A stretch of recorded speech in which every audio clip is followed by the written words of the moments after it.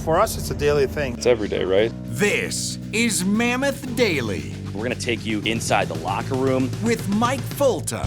We want this show to be about the fans, and we want this show to be driven by our Utah Mammoth community. And Adrian Denny. Fans can submit what they want to hear us talk about, what they want to hear Utah weigh in on. It's all going to be here. Here's Mike and AD with you. Utahns, countrymen, lend me your ears. Right here on Mammoth Daily. Getting into your Friday free-for-all episode of Mammoth Daily, I'm Mike Fulta. Adrian Denny's riding shotgun with me here to end your work week. And AD, another fun show here for us today. They're all fun, but especially fun when we have Kim Becker joining the lineup. We also have Kenny Orlando, the head coach of the Ogden Mustangs, stop by. He's going to talk about their transition to the NAHL, North American Hockey Leagues. They're moving up a tier. And we've also got more Salt Lake City. So another loaded show as we roll along here in August. Mike, it was so much fun on Tuesday, hearing from Clayton, hearing from Corey, getting their salt takes. We're going to do it the entire month of August. So folks, get your salt takes in. Hit this up on social media. Our links are in our YouTube playlist along with our audio platform. And you'll have your chance, Mike, to win yourself what do we got right there? The People's Cup. We already have handed out 2 here on Mammoth Daily. The People's Cup right here. I already have plans for this. Like maybe, putting a little beverage in here after a win or something like that. I'm definitely, come Christmas time, going to put like red and green M&Ms in here just to scoop those out. But so it's functional and stylish at the same time. But Clayton and Corey have a couple coming their way. We're going to hear from Brett from Herriman as well here on today's show. But just a quick thank you again to the fine folks over at Crown Trophy, the Barton family, Nate and Taylor. Really enjoyed talking hockey with those guys. Big hockey fans. They were, I think, Grizzlies season ticket holders, AD. So they were all about it. And when they heard make us a miniature Stanley Cup, they were all over it. So wanted to salute those guys one more time as well. But anything to get to, AD, before we get to Brett from Herriman? Well, Mike, we saw some more arena updates from owner and governor Ryan Smith in the last couple of days. How about this? Under 50 days until we are in the Delta Center, which will be ready to go. The terraces, the gondolas, taking shape, Mike. It's as steep as ever, and it looks good. Look at that place, Mike. Don't even recognize it. That's for us when we face to our right. So, yeah, that's the north end, I believe, right? Yep. With the terrace structure. So that's going to be really interesting because the south end is where the wall is going to be, just a wall of seats going from floor to ceiling. But what we're looking at and what they're doing this summer is that terrace structure on the north end. I got to be honest, AD, I have like looked out from the top of the upper bowl maybe once since I've moved to Utah. I'm just never up that high. I'm not trying to rub it in anybody's faces, but I've only seen that vantage point a couple times. That's going to be the first thing I do when I get into the Delta Center, when I'm allowed in the Delta Center, is go up to the upper bowl and just look down from every section, because I cannot wait to see the grade of the bowl and just how steep it is, because Ryan Smith is tweeting at us about how steep it is about every other morning. He says right here, standing at the old sightliner edge from level 6, the steel structure that goes out is where the new line of sight will be much steeper and a much better view. Mike, that looks like 15, 20 feet pushed towards the ice, how much closer the fans are going to be there. Yeah, it's going to be game changing, and those seats are going to be really unique too. The terrace seats, I'm not sure like they're not going to be. Are they going to be club seats there in the terraces, or just kind of like a unique section? Because it's not going to be like one big seating section, like 6 or 7, the ones that are next to us. Right. We'll find out. Can't We'll wait. find out. Can't wait to hear from Mammoth Nation and the day-to-dayers as they go into these places, Mike, for the first time. We're going to need some reports on the gondolas, on the terraces, just on all the new areas, as you said, that they get to before us, because it's going to happen. You just said it. Yeah, we're usually constricted to our normal routines, as is the life in the NHL. But that's the construction update from our owner and governor, Ryan Smith. Let's get to another installment of Salt Lake City, where we go through the takes, the predictions, the premonitions that Mammoth Nation has been feeling and now regurgitating for all of us to examine. Brett from Herriman checked in. We knew it was not going to be long before we heard from Brett, and we wanted to get to him quickly in the month of August. Now, Brett has a unique one for us, Adrian, because this is the take that just keeps getting better and better, and it keeps giving more and more. Hey, Mike and AD, got some takes for you for Salt Lake City. First, I want to start with our lines for the season. First line, Keller, Schmaltz, and Lee. Second line, Gunther, Cooley, Trocheck. Third line, I think is going to be Krause, Hayton, and Yamamoto. Fourth line, McBain, Zenlin, and Carcone. I think we'll get about 25 games out of Iginla. All these lines, they are subject to injury, so I think Iginla will play about 25. I think Tanev will probably play less than 10. I think at some point O'Brien's going to hit the waivers and either re-signed or signed elsewhere. I think our goals, Gunther's going to have 42 this season. Lee, I think, will be our second leading scorer, 35. Keller, he'll be our points leader, double assists than goals that he has. I think Keller and Gunther are going to make the All-Star weekend, but play on the World's team. And last, I think Uyghur is going to have his best year, just not on paper. I think he's going to be our solid defensive man. Go Mammoth. My tusks have never been more up. a great Brett stuck the landing there. That's great at the end, using Nick Olczyk's quote, "My tusks have never been more up." Adrian, first of all, was Brett doing this from work? He just had like the nonchalant background with the collared shirt on. I think he was, and he kept kind of like looking up. I was like, is his boss around the corner or something like that? I think Brett checked in from work, which you have every right to do.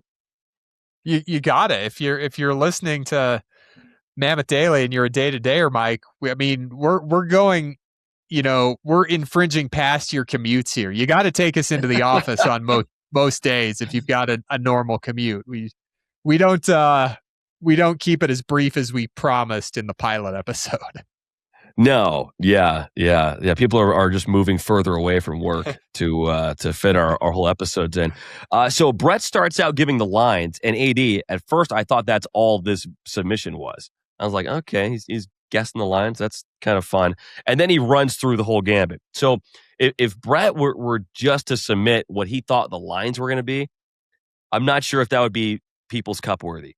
But Brett gives us a whole litany of takes, and he's really trying to thread the needle on a lot of these. Now, some of these takes kind of line up with each other, so he's building some takes off of others, which I like. That's smart.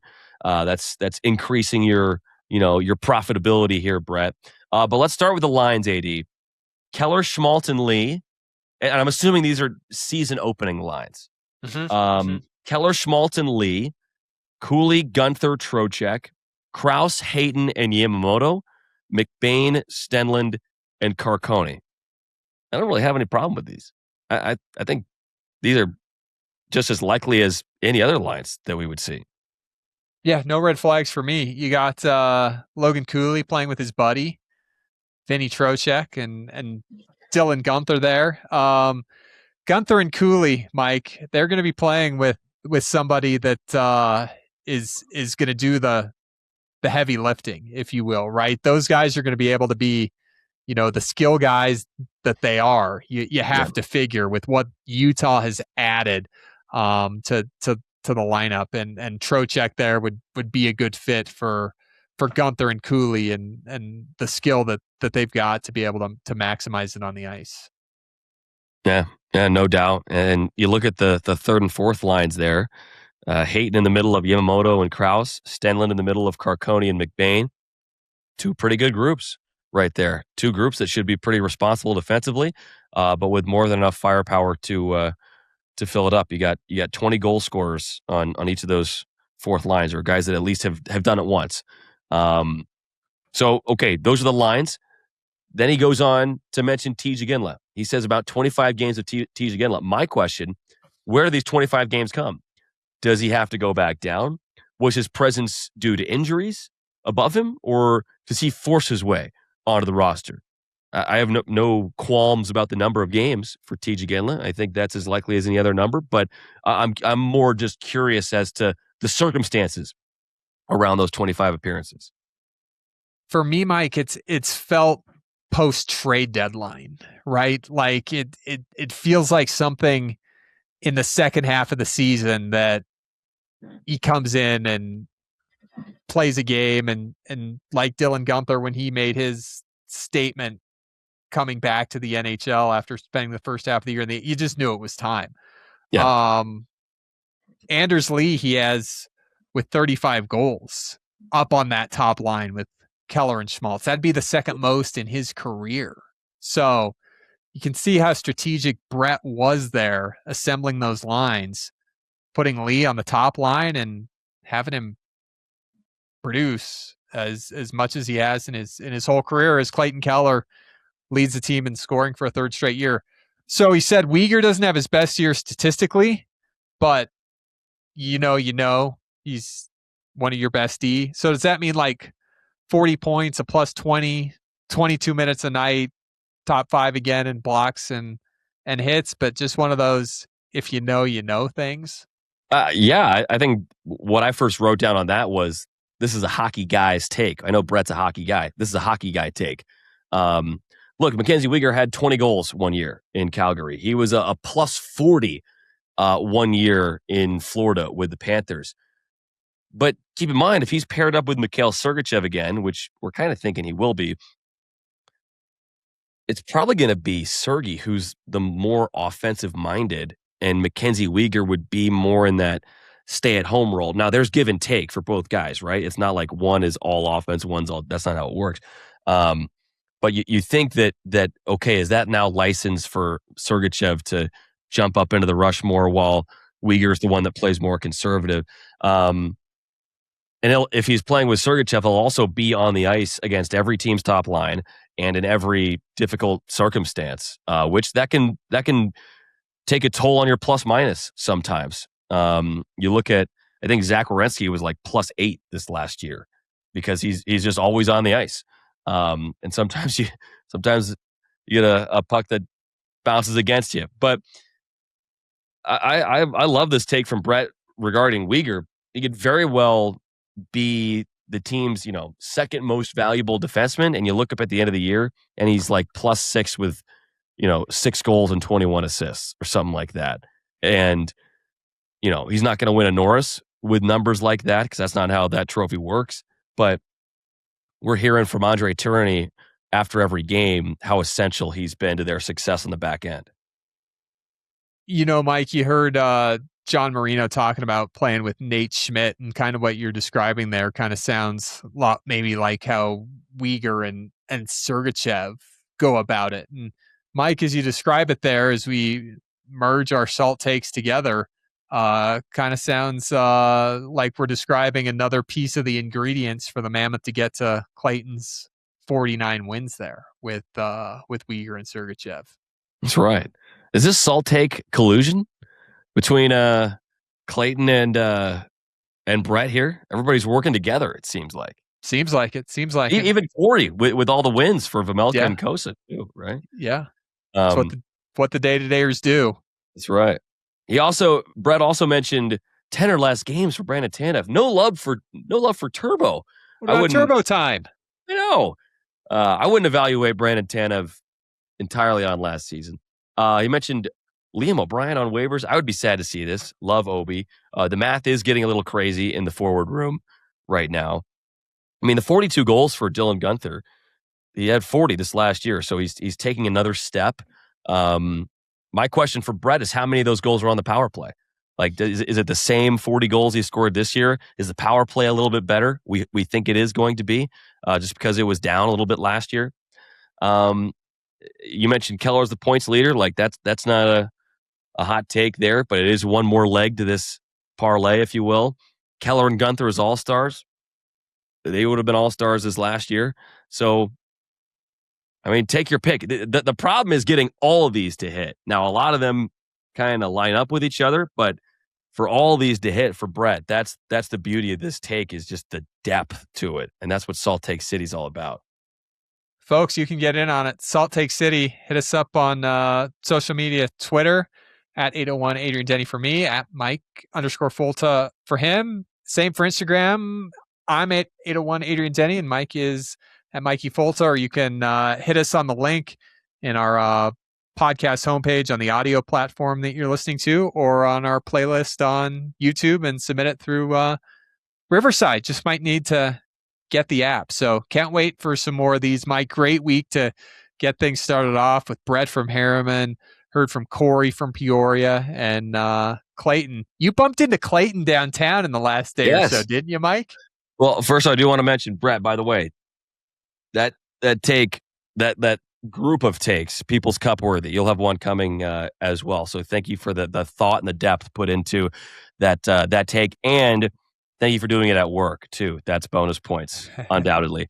But yeah, bumped into Clayton downtown. Was trying to get some pants tailored for a wedding, and Clayton was out and about. I was literally driving like kind of in this alley downtown, and I saw Clayton. He's a tall guy, and I was like, I know who that is. He's not wearing Mountain Blue. He's not wearing a jersey or holding a guitar like he is in Salt Lake City, but I know that guy. And we talked at the door of the red pickup for a couple minutes there, but it was great to catch up with another day-to-dayer. So so you're driving around. Did he recognize the red pickup, or did you see him first? I flagged him down. Yeah, he was, I think, maybe moving or something like that. That's and awesome. Yeah, it was because it was nice to see a friendly face, because I had been to about 4 different tailors trying to find somebody who could help me with my pants. And Clayton was the best part of my morning. That's awesome. He always comes to us from these beautiful scenes. I'm guessing it looks like Utah County where he is. He'll have to tell us, but from the scenics on his songs, I'm guessing Utah County. So when you told me you saw him up in downtown Salt Lake, I was a little surprised.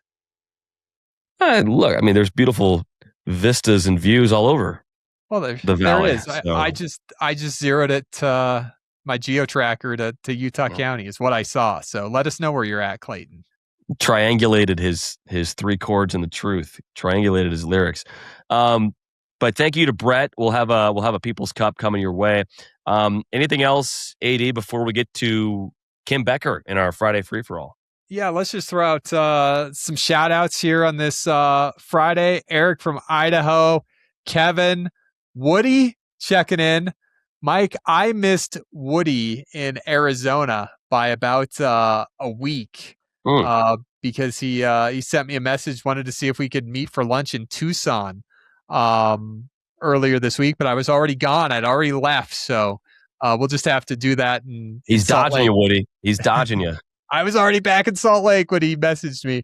But yeah, Woody is a former member of the Salt Lake Golden Eagles equipment staff, liking our conversation with Eric Bechtold and getting the piece by piece details of what happens when there's a call up. That was fun because the equipment guys have to go into action to get the guys their gear. They can't just show up in Salt Lake without their equipment. So the equipment guy has to drop everything, get to the arena wherever they're at, and get them on their way.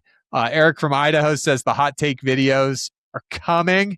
Oof. Can't wait for that. And as always, to our shout out to Kevin. So everybody on the YouTube comments, let us know your name and your town, and we'll give you a shout out here on Mammoth Daily. Can't wait. Let's get to Kim Becker, who is our studio pre, post, and intermission hostess, and really the glue of our broadcast team, the heartbeat of our broadcast unit. So we're doing little conversation with Kim. Get to talk to her. Maybe a little appearance from young Jack as well. We'll see coming up on our Friday free-for-all. Get ready. Your Friday free-for-all is here.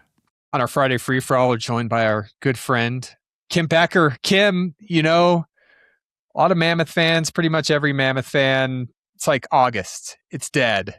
Is it October yet? And for you, you're late in a pregnancy. You've been moving all summer. You're still moving. I imagine that the sense of urgency for is it October yet on your end is at about a 10.0. Yeah, I was going to say it's probably like 11 out of 10 at this point. What I would do for it to be October is a lot of things that I probably shouldn't voice on this podcast. But yeah, I'm about 3 weeks away from having this baby, and it is 3 weeks too long. It's 3 weeks past how long I wish I would have had to go. The summer is absolutely killing me. This heat is insane because my toddler wants to be outside all the time. So that's been the hardest part. Most of the time I like summer and I like the heat, but right now, no. So this will be the last summer baby I have, needless to say. Baby number 2 on the way. Yeah. Sounds like they're going to be here in time for training camp, which is great. Yes. It's always good to get a full camp in before the start of a season. Sure. But what's it going to be like for you once the season starts? Can you kind of clue people in onto, when we're going to see you and how often we're going to see you and things like that?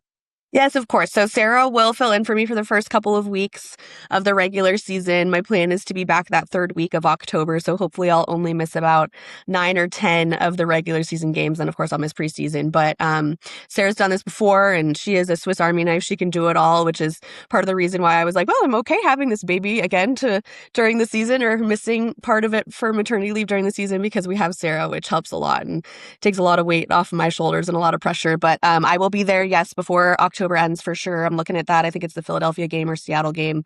That third week of the regular season, I'll be back and then we'll be in full swing. Nice. And excited. Yeah, of course, right? It's this season where they add 2 more regular season games. The one that I decided to have a baby right before it starts. But no, it won't be too long. But I'll be around at training camp. This baby comes, just in a few weeks and training camp will be well underway when she's like a month old. And so maybe I'll bring her to a couple practices and I'll still be around, but won't be on the show, won't be hosting pregame, postgame until that third week of October. And real quick, AD, yep. But this was our inaugural season when Jack came along, and this was before we had hired Catherine Bogart as our digital reporter.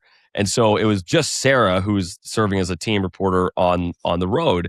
And she would be the one to always lead off, post-game press conferences and things like that, asking questions.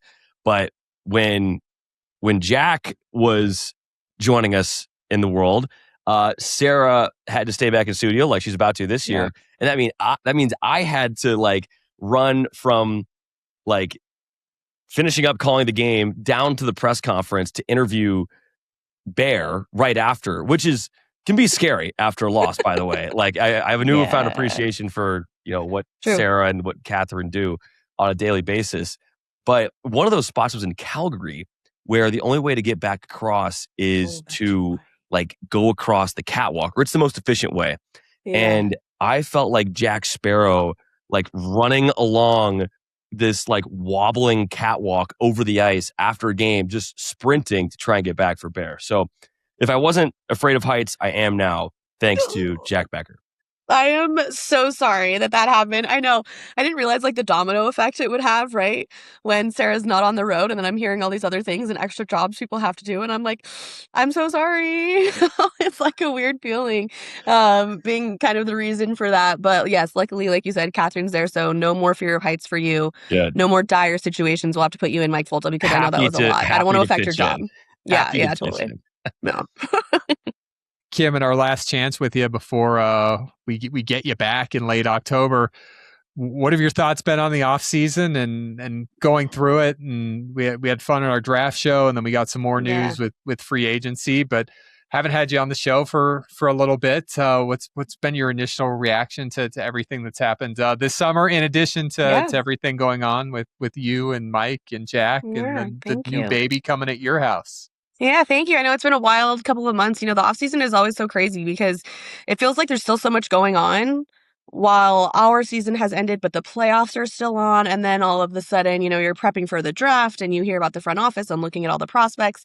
And then you've got free agency. There's so much going on. And then all of a sudden it just like stops, right? And you hear like nothing and you're like, whoa, whoa, whoa, whoa, whoa. What happened there? But I think it's just going to be really exciting. I think that this team got better, and there are several additions to the lineup that I think are going to put the Mammoth just right in that competitive track again with this division. Now, the division is very hard, right? We all know that. The Central Division is going to be kind of a crazy one again. Every team pretty much got better across the board, but I just hearing from Bill Armstrong during our draft show and Chris Armstrong and just the calmness of them and the confidence in them and who they have drafted and who they have signed in free agency after our draft show ended, I think just puts a lot of confidence in us, right? And it adds a lot of excitement to this offseason and to the upcoming season. I know you guys are excited.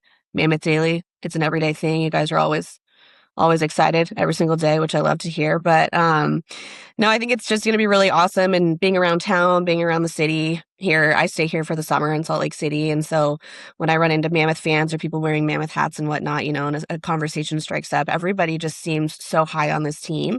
And I think that adds to the excitement of the offseason as well, especially when we're not getting, a lot of stuff coming from the team in July and August, but we're just really excited for training camp. So, it's crazy to think, honestly, that training camp is only a little over a month away. Is that right? Just a month away now? Yeah.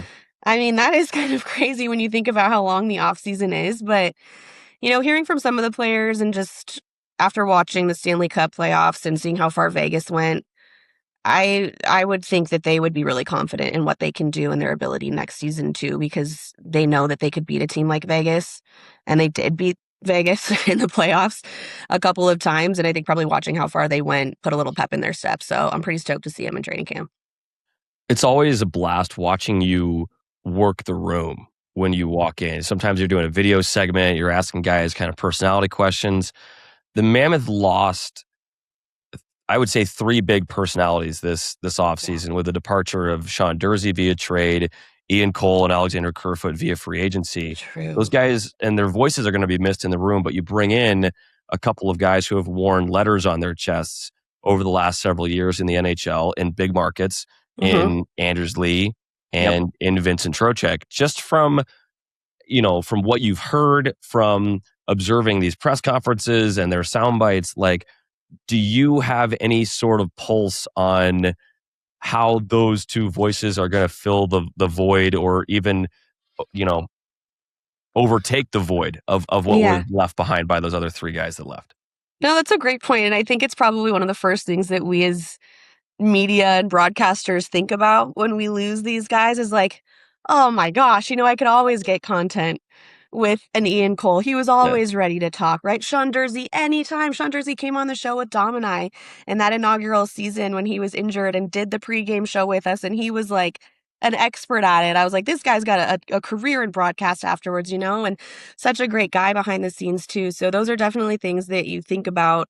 But having Anders Lee and Vincent Trocheck come in, I think that those 2 guys have been around the league. Obviously, they know how to work with media. They know what fans want to see. They know, like, really just how to be a part of a locker room like that, especially when it's open to us, right? And we need to come in and chat with them and try to get to know them and whatnot. So I do think that they will fill that void. I'm excited to see how the locker room is as a whole, because I think the culture and the brotherhood was so good last year between everybody, and excited to see how they will elevate that brotherhood and the chemistry in the locker room, because then everybody feeds off of that too, right? And I will say, like, we were getting great stuff from some of the other guys too, from even like Clayton Keller and Logan Cooley when they were around and when they still hung back, like the smiles that were coming out of them and the stuff that we were getting in the conversations we were having were good. And so I would imagine that just keeps elevating. And when you bring in those veteran players, that helps those younger guys too start to realize that we're just here for fun, like, right? Like we're trying to just get to know them and have fun with them. And that's what the content that fans want to see. So pretty excited for that. But yeah, I do love meeting the new guys. I think obviously we'll have Nate Schmidt and several other guys. That Dylan Gunther's been a crack up lately. And, so I'm excited, hoping to do a few more skate around and find outs this year with some of the players, because we used Alexander Kerfoot Lightfoot last year, and he was great. Jack McBain, and then Barrett Hayton, who will be back this next year too. So hopefully we'll be able to get some of those clips out. But excited to get him on the ice and get to know him too. I think that's always a good opportunity for me. Kim, as we wrap things up, it's Salt Lake City, as you know, That's right. here on Mammoth Daily. Been loving that, you guys. The month of August. Anything from you on Salt Lake City? I know that you've always got a lot of stuff on your mind and some hot takes that you're delivering, 12 months out of the year. Yeah, the hot takes, they come right out of me. Okay, let's go. You know what? I'm going to say this year's going to be a little bit better than last, and that they're going to finish in the top 3 of their division and not have to fight for that wild card spot. And we're going to see the Utah Mammoth in the playoffs again. Okay, not the spiciest thing ever, Kim. It's not the spiciest, I like it, but you know what? It's a I don't want to get too crazy yet. Yeah, okay. Medium spice. I'm not sure if that's worthy of a People's Cup, but oh dang, come on. Okay, you want me to get real spicy? All right, let me think. No. We want you to stew on this. We want these takes to be, well thought out. You can't just be throwing stuff at the wall here. Well, you just threw it at me. Well, I know we wanted to see what you got, but now that we want to see you gather a little bit and come back stronger in October, and we'll see if your People's Cup worthy. All right, fine, that's fair. I mean, I haven't seen like that crazy of takes yet. Are you trying to tell me that everybody else that has submitted we've had some adventurous hot take city? We've had some adventurous ones. I'm still waiting for like our take of the year candidates. Yeah, exactly. Yeah. So yeah, that's fair. Maybe they'll have to pull in an e-bug, and it's going to be like Adrian Denny. Oh. I'd love to see that. That's a good one, Kim. That's fun. Yeah, that's good. I like that. Hey, Kim, we got a comment the other day demanding that Adrian wear a bow tie and a lab coat so we could be Bill Nye the hockey guy. How have we not put that together? Right? Yet? You look just like him. Oh my God. Isn't that incredible? It's a doppelganger, 1 for 1. You did not even have to say Bill Nye the Science Guy, and I already had it in my head when you just said bow tie and lab coat. I was like, oh my God, he's Bill Nye the Science Guy. How have we not talked about this yet? Look, Bill Nye was like, he taught me science. I love Bill Nye. Same. Like educational to the max, I would say. Probably like one of the only things I actually remember about middle school and high school is Bill Nye the Science Guy. And you're like a substitute teacher coming in. They just like throw on Bill Nye. They roll in the monitor like on the. Oh yeah. There's the one best. TV You for knew the those whole days were going to be the best. Yeah. Bill kept himself in shape. He had a good physique. Oh, yeah. I mean, Adrian, good-looking guy, I think. It's a compliment. I will take any opportunity to talk about your calves. You have fantastic calves. You are very much in shape. You are always out working out, rollerblading this summer, so I hear, running during the season. Like, you fit the part. Thank you, Kim. Thank you. That's all I wanted to hear. I know. That's why we did this. That's why you invited me. I know. Yeah. Kim, thanks for the time. We'll catch up with you in October, and good luck. I'll be around, you guys. I'll be around. You'll see me before then. We'd love to see you. Okay. You're welcome anytime. Just click that link we sent you anytime you want to come on Mammoth Daily, Kim. Just like pop in, see what you guys are up to. You'll be in. Yep. All right, cool. Good to know. We'll see you at camp, Kim. All right, guys. Thanks so much. This is Mammoth Daily. Now we're pleased to welcome in the head coach, general manager of the now NAHL Ogden Mustangs, Kenny Orlando. Kenny, I don't see Snow Basin behind you there in the background or any mountains. Where are you coming from right now? Well, we just finished up our tryouts and we have a couple weeks off now, leading into our training camp. So right now I'm in New Jersey. I'm from Pennsylvania originally, and just over the bridge, both my wife and I's families have beach houses. So we're sharing a week down here with see some of the family and then get back after it. So it goes quick though, but I'm definitely not in the ice rink right now. Kenny, just some huge news this offseason for the Ogden Mustangs. I think almost 15 years in Weber County, and you're entering your 8th season.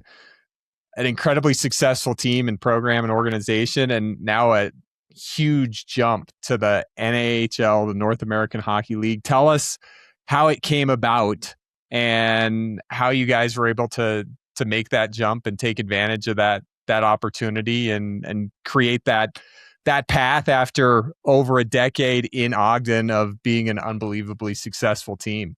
Yeah, it's been a long time coming for a program to get this recognition, to play on a stage and a platform like this. Just in my time here, I've been here I guess this will be my 7th year with Sean and Kimberly Wilmert, who own the team. There's been so much progress throughout that time frame, just from us, and what we've been able to put together. But we even build it off of a previous ownership and coaching that saw a lot of strides in what they did. So what I mean by that is, for I guess it was 10 years or so that the program played in the Western States Hockey League. When Sean and Kimberly bought the team and I moved in with them to be a part of this program, we started in the USPHL Premier. And since then, we've had 3 years in the USPHL Premier and then 3 years in the NCDC. So just, like to kind of echo some of what you said, like there's so much excitement behind the growth of this program and the track that we've been on. And now for our players, the talent pool that we're going to have in Ogden will be higher than ever. And they're going to be playing on a stage that they deserve to be playing on. We have a winning group and a winning culture, and these kids, they wear a Mustangs jersey. They know they're going to get huge opportunities to move on with their careers. So just being a part of that part of it and the program growth and development, seeing the steps along the way, that's been one of the most exciting parts for us so far. How have the last few months been? I mean, kind of give us a timeline of, we all saw the announcement come down earlier this summer. And I actually ran into a young man in the airport who was, speaking of Pennsylvania area, he was coming from Philly. He was part of the junior Flyers, and he was flying out to try out for the team. But what are kind of the additional steps you guys have had to take this summer to get ready for your first season in the NAHL? Well, I feel like the best programs do things no matter what league they play in. They do things the right way, their way, consistently, right? And I feel like, so to answer your question, not a lot's changed as far as how we operate this program. Yet, we have to go through our tryouts. We have to go through our recruiting.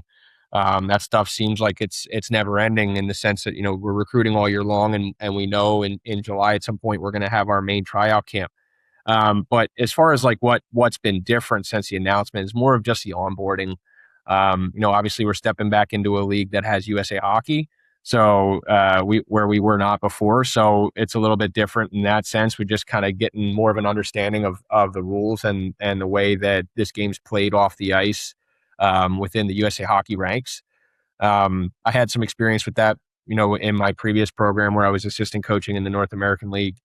But that was a long time ago now. It was 7 or 8 years ago. So just as a program, getting into the onboarding process and understanding how we do things and why we do things. The North American League is very, very organized.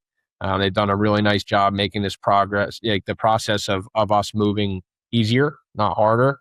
And it's just a matter of learning the ropes with the new networking that we're going to be using for broadcast and some of the technology side. And like I said, just getting acclimated with USA Hockey again.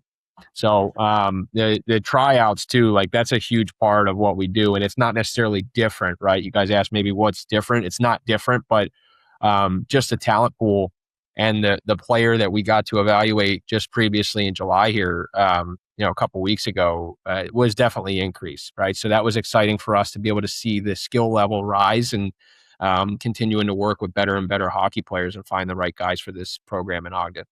Yeah. How did your roster construction process adjust? Because North American Hockey League players' next step is a D1 scholarship. And, after that, we could see him in the minor leagues. We could see him in the NHL. Ian Cole, who played on the Mammoth this past season, now with Chicago, is a NAHL alum. So how did that adjust for you? And were there any kids that were able to make the jump with you up leagues? Yeah. So it's funny. Like we even being where we were before within the NCDC, like we operated at the mindset that we were a North American League as far as our talent pool and the way that we played the game hockey team. So like our guys are returning players or guys that are trying to make their way back. They understand like what it takes at this point. They know what our expectations are and what we need to do to succeed within a really competitive Mountain Division. But as far as the roster construction goes, like I said, like with tryouts and everything that just passed, player pool is definitely increasing, right? So it's making that funnel smaller and smaller for guys to make the next step. So, I don't want to give a sharp answer right now because we still have training camp where guys are able to prove themselves and earn an opportunity.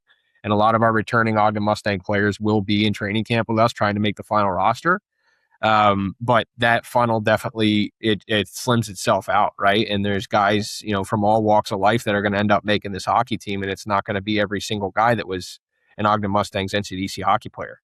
So for us, just trying to make sure that we're making the right choices and seeing some of those guys through that we know can do it. We know their ceiling's high enough. It's exciting. It's a really good time for this program, but also obviously it poses a lot of difficulty on us to try to make the right choices on who's coming with and who's not when we make this step from guys that are returning right now. We'll definitely have guys make this team that were from the program last year. There's no doubt about it. We were one of the best teams in the entire country at the NCDC level. We won 41 games in the regular season. Like the guys we had here were no joke. So I'm very confident in their abilities. It's just a matter of where do they fit in the puzzle now when we move forward, stepping into the North American League. Just in general, Kenny, I wanted to ask the last, we're coming into year 3 of the NHL in Utah, but during your tenure, what impact have you seen the Mammoth make, or the NHL in Utah make these last few years in terms of just interest? Is there an extra Utah kid in there on the roster? I mean, what kind of impact have the Mammoth had on the Mustangs? Yeah, it's been really good. Like I didn't expect it to not be good. I'm shocked at how great it's been. And I would say it's more of an effect on youth hockey than our program in particular. Like if you were to look at the whole scope of what hockey is from youth all the way through juniors through pro, like yes, there's a connection there between the Mammoth and the Ogden Mustangs where kids aspire to, when they're playing for us, that they want their final destination to be the Utah Mammoth, right? And obviously there's steps in between that they need to take, finding a way to commit through college or getting an opportunity at pro and being able to climb their way through the ranks. So it's not easy, but that's a final destination that all of our guys strive for. But more when you look at the youth hockey, like just the growth in numbers of kids that are putting on skates and that are willing to try this. That's a big part of it for us in Ogden is being able to connect within the community with these youth hockey players, and seeing what the Mammoth have done and continuing to push the youth hockey and for these new players anywhere from 3 years old to 10 years old trying to put on skates for the first time, maybe guys that wouldn't have before. That's very exciting for us because we're seeing the growth.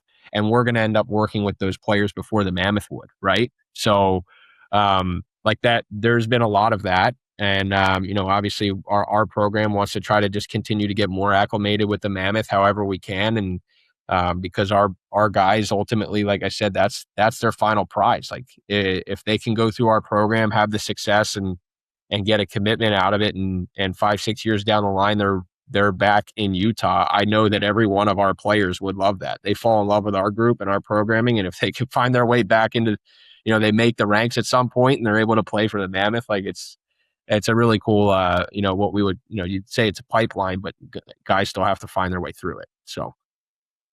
Kenny, from a community standpoint, you guys are a community organization and that's what makes, junior level hockey fun is there's host families, billet families, fans can get involved in interactive engagement of the team and really be part of the organization.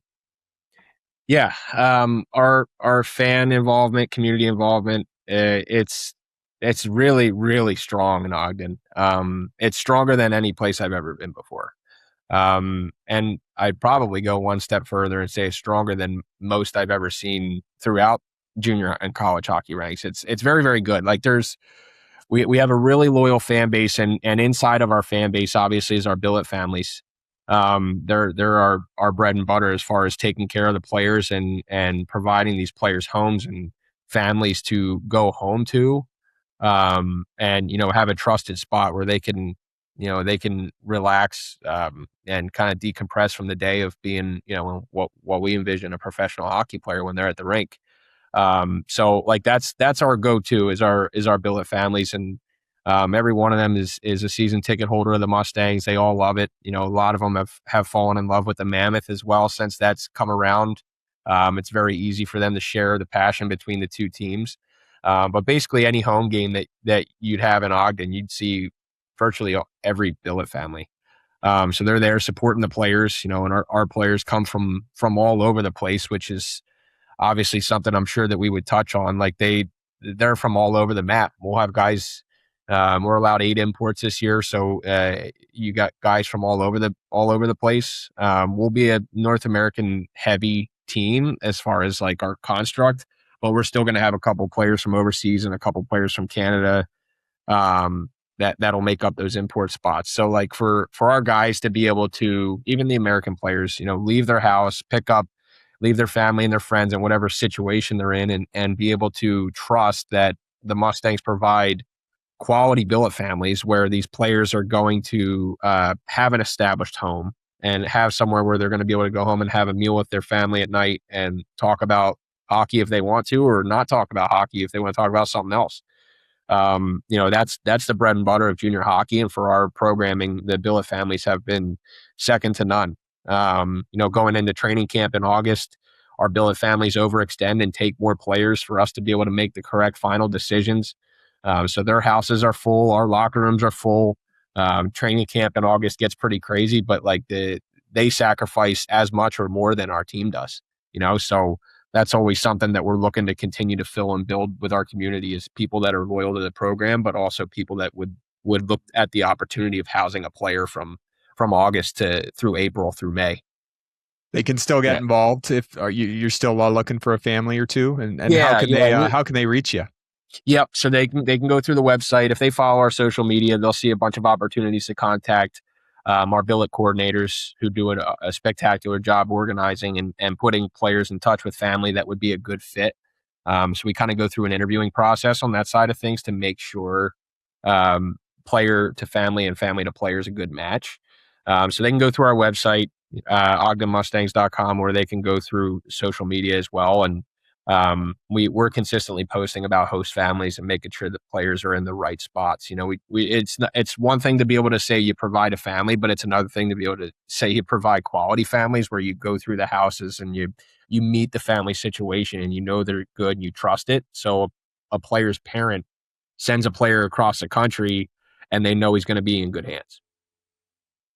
I'm looking at the schedule here, Kenny. A lot of weekend games. You guys mostly play Fridays, Saturdays. And I've always kind of thought, because the hockey model is different than a lot of other sports that some of our newer fans might be familiar with, but I've always thought junior hockey is kind of the Friday night lights, if you will, of the hockey world. So a lot of Friday and Saturday games.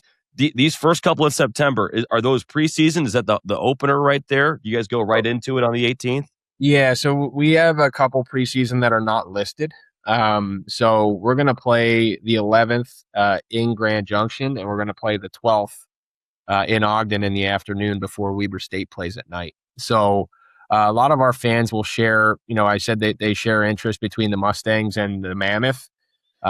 There's been plenty of Mustang players that have chosen a certain path that's put them through Weber State, and they've stayed in our rink. So they've played Mustangs and then Weber State right afterwards. So we actually share fan base with them as well. We feel like we have, like, our fan base is very passionate. They're all hockey loving people that are willing to go support the Mustangs. They support Weber State. They'll watch the Mammoth or go down to a home game for the Mammoth. So we have a really nice set going on there in our rank of loyal people. But yeah, like we'll have Friday the 11th in Grand Junction, and then a Saturday afternoon at home in Ogden before Weber State's game at night. Yeah. There are preseason matchups, and what you see there on the calendar, the 18th, that's our first home game. That's our first home weekend against Idaho Falls before we go out to the Minnesota Showcase with where every North American League team plays in. Okay, so September 18th, that Friday night, you got Idaho Falls in town. It's the home opener. Maybe you've got the NAHL jersey patch on somewhere. There's an NAHL banner. Like, building's a little bit more juiced up. What do you expect to be feeling in that first regular season NAHL game at the Weber County Ice Sheet? Well, I know what we're gonna feel. There's gonna be tons of excitement. People are gonna be jumping out of their seats for it. For us, it's another game. It's exciting, but it's another game, and we have to handle ourselves the same way that we do every night, right? No matter if it's the first one or the last one. So we'll be ready for that. Obviously, we're playing Idaho Falls, another team that's been towards the top of the standings the last couple of years. So they've given us good fights. We have a really nice matchup and rivalry going on with them. So it gets heated and it gets really good. I mean, either rink you go to, if you're seeing an Ogden Idaho Falls matchup, you will stay through the very end no matter what. It's heated, it's good, it's structured hockey, it's very talented. Those games are usually one-shot hockey games for both teams. It's very competitive, but they're two teams that fight their way to be at the top of the standings. So that's one you don't want to miss, and it's the first game of the season. So that would be something to circle on the calendars. Get out for that Friday the 18th. Kenny, final question for me. I want to know how you guys take advantage of your Olympic size ice sheet up there, because that's unique. It's 15 feet wider than the traditional 200 by 85. But I remember when I was with the Utah Grizzlies, we'd go up to Alaska, and they had that Olympic size ice sheet. When they were rolling, they had the best home ice advantage in the league, and you couldn't clear the puck on the power play. You were just exhausted out there, and they were able to build their teams to take advantage of that. Yeah, that's something that's part of our identity, right? If it's not, you're missing out on a huge piece playing where we play. So we're usually a fast, skilled team. We mix in our meat and potatoes within the lineup where, guys help us in certain situations to kind of thicken up the group a little bit. But as far as our overall identity, we're a very fast, skilled decision-making team that usually keeps good puck possession. And playing, 28 of these games out of our 59 on the Olympic sheet, you have to take an advantage of what your advantages are, right? You have to. If you don't, then you fall behind. So for us, like over the years of myself being here and Sean and Kimberly owning the team, we've always been a team that people have to chase, and they know if they're chasing us and we have a puck on our stick that things aren't going to be good for them, right? So just like you said, finding creative avenues and ways to keep puck possession as you enter into a zone or as you have to forecheck and create a turnover. Some of those they're strategies that build into what our identity is. For us to be able to play that quick pace. It's not always just with the puck too, right? It's with your feet and it's with your mind. But people come to Ogden and they know, you're not going to be able to settle into an NHL sheet style hockey game chess match where it can just be very, very slow and calm and cool and collected. There's a lot of pace. But we take pride in making sure when we have a lot of pace that we don't lose what our structure is. So, that's our identity to a T is getting people to make sure that they're chasing down Ogden with a puck. I wouldn't mind shortening it up for the beer leaguers up there. Put some phones out for Mike when you leave the rink, Kenny. Come on. Yeah, I was gonna say, I don't know if you guys want to play against us then. If you like the beer league style, you probably don't want to play against us. Yeah, one of many reasons wouldn't want to play against you guys. Kenny, thank you so much for the time. We're so excited for the next chapter of Ogden Mustangs hockey. So this has been great, and can't wait to catch you up in Weber County.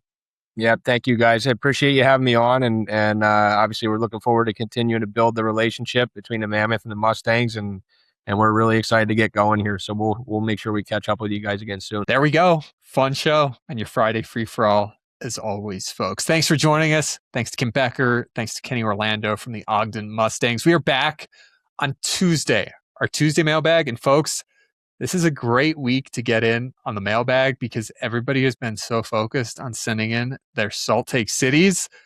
Mailbag right now is completely empty. So Great time to get in your mailbag questions. You can leave them in the YouTube comments. You can hit me and Mike up on Twitter, on Instagram, at 801 Adrian Denny there, at Mike_Folta on Twitter. I'm the same on Instagram. He is at Mikey Folta. So mailbag questions. This is a call to action for mailbag questions because we don't have any in the mailbag right now for Tuesday. More of your Salt Take Cities, more hopefully of People's Cups being awarded, and another week coming up, starting with your Tuesday mailbag. Talk to you soon, folks. As Mike always says, God bless and tuss up.